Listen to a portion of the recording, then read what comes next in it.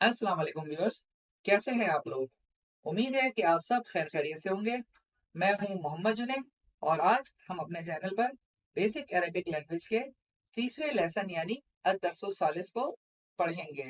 ठीक है ना व्यूअर्स?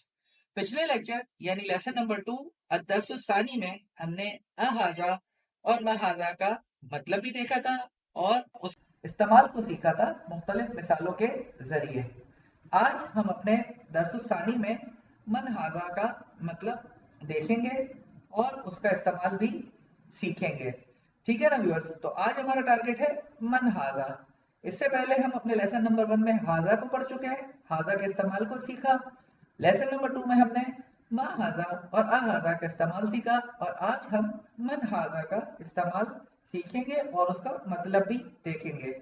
तो इससे पहले कि हम मनहाजा को समझें, हमने अपने लेसन नंबर 2 के एंड पर जो एक्सरसाइज व्यूअर्स को दी थी, हम उसके आंसर्स आपको बता देते हैं।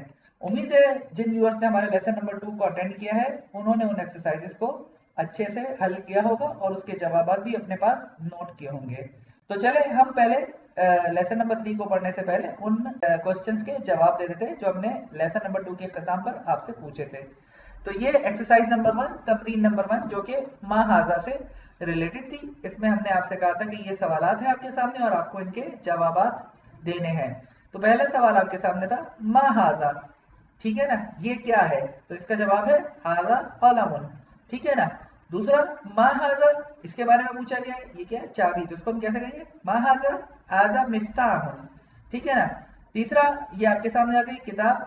सवाल पूछा गया आपसे माहाजा, ये क्या चीज है? तो आप इसका जवाब है हाजा किताबुन। और ये माहाजा हाजा बाबुन। ठीक है ना।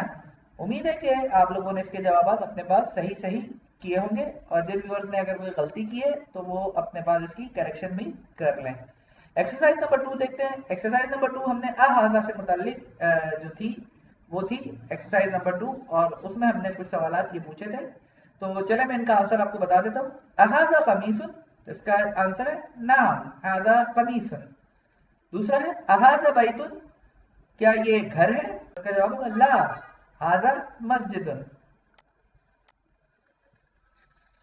तीसरा है अहाजा मिफ्ताहुन, ठीक है ना। तो इसका जवाब होगा ला हाजा कलमुन, नहीं ये कलम है। और चौथा है अहाजा नजमुन, तो नाम हाजा नजमुन। ठीक है ना व्यूअर्स? तो उम्मीद है कि आप लोगों ने इसके जवाब अपने पास सही सही किए होंगे। तो चले अब हम अपने आज के लेसन अद-दर्सुस सालिस की तरफ बढ़ते हैं जिसमें हमने पढ़ना है मनहाजा को। ठीक है ना। तो जैसा कि आपके स्क्रीन के सामने डिस्प्ले है, मनहाजा का इंग्लिश में ट्रांसलेशन है हु इज दिस, और अगर मैं उर्दू में बात करूं तो इसका मतलब है ये कौन है। हाजा को हम अपने प्रीवियस लेक्चर्स में बड़े अच्छे से पढ़ चुके हैं। हाजा का मतलब होता है ये करीब किसी चीज को इशारा करने के लिए होता है। हमने लेसन नंबर 1 में इसको अच्छे से डिस्कस किया है। तो आज हम इस हाजा के साथ जो लफ्ज अटैच कर रहे हैं वो मन है। तो मन को हम इंग्लिश में क्या कहेंगे? हु। और अगर मैं उर्दू में बात करूं तो इसका मतलब बनता है कौन। हाजा मीन्स ये, मन हाजा मीन्स ये कौन है। ठीक है ना। Who is this. तो मन का इस्तेमाल कब होता है? मन का इस्तेमाल हम उस वक्त करते हैं जब हमें इंसान या जानदार चीज के बारे में कोई सवाल करना हो जो आपके बिल्कुल सामने या करीब हो। तो उस वक्त हम क्या इस्तेमाल करते हैं? मन। दोबारा से रिपीट कर देता हूँ, मन हाजा का इस्तेमाल हम कब करते हैं? जब हमें किसी इंसान या जानदार चीज के बारे में कोई सवाल करना हो जो ही हमारे सामने या करीब हो, तो हम मन हाजा का इस्तेमाल करते हैं।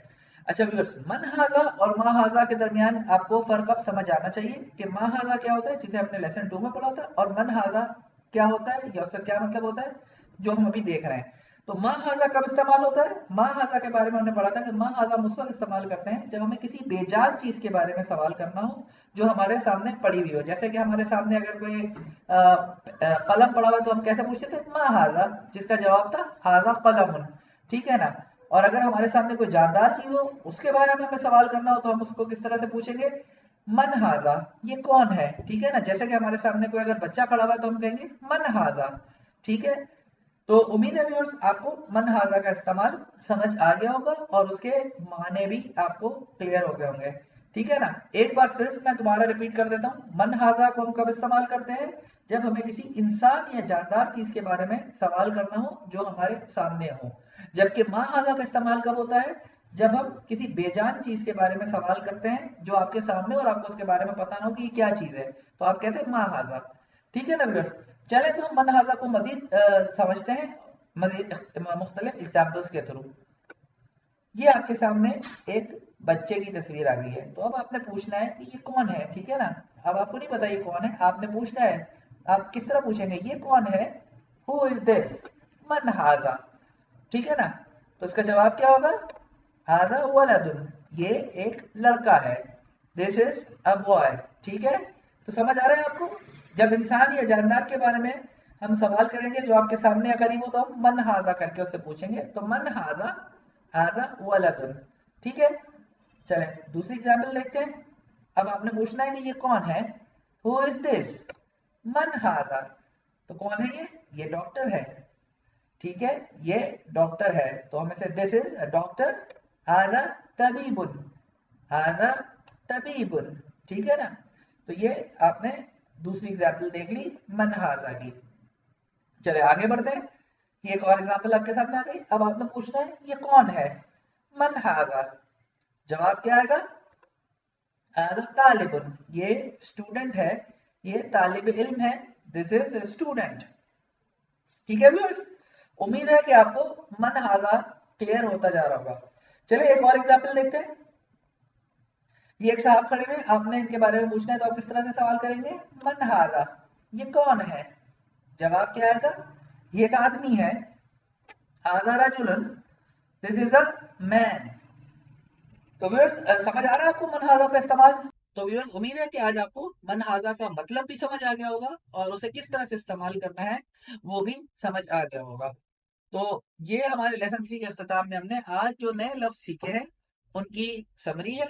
ठीक है ना? तो आज हमने कौन कौन से नए अरबिक वर्ड सीख लिए, तो उसे आपने लिखना भी है और उसको पढ़ना भी है। इक़रा वक्तुब, पढ़ें और लिखें ताकि आपके ज़हन नशीन हो जाए और इसे अपने रोजमर्रा के रूटीन में इस्तेमाल भी जरूर करें। तो पहला लफ्ज हमने क्या सीखा? तालिबुन। ठीक है ना? तालिबुन मीन्स स्टूडेंट। दूसरा हमने सीखा वलदुन। वलदुन का क्या मतलब हमने देखा था? लड़का। तीसरा लफ्ज हमने सीखा तबीबुन। तबीबुन किससे कहते हैं? डॉक्टर को कहते हैं। और जो आखिरी वर्ड हमने आज सीखा है, जो नया लफ्ज हमने सीखा है, वो है रजुलुन, जिसे हम आदमी कहते हैं, मैन। ठीक है ना? और आखिरी जो हमने नया लफ्ज आज सीखा है सालिस, यानी तीसरा सबक अदरसुल सालिस। तो ये हमने आज एक और वर्ड सीख लिया। तो पहले सबक को हमने क्या पढ़ा था? अदरसुल अव्वल। दूसरे सबक को हमने देखा अदरसुल सानी। और तीसरा लेसन जो हमने पढ़ा या तीसरा सबक हमने पढ़ा अदरसुल सालिस। तो व्यूअर्स उम्मीद है कि आपको आज का लेक्चर पसंद भी आया होगा और समझ भी आ गया होगा। तो अगर आपको आज का लेक्चर हमारा अच्छा लगा तो हमारे वीडियो को लाइक भी कीजिए और हमारे चैनल को जरूर सब्सक्राइब कीजिए ताकि आगे भी आपके पास अरबिक के लेसन्स आते रहें। और जो है वो आप इसे अपने फ्रेंड्स पे और अपने डिफरेंट कॉन्टेक्ट्स पे भी जरूर शेयर कीजिए ताकि ज्यादा से ज्यादा लोग इस अरबिक लैंग्वेज की लर्निंग से इस्तेफादा हासिल कर सकें। तो व्यूअर्स अपना ख्याल रखिएगा। अस्सलाम वालेकुम।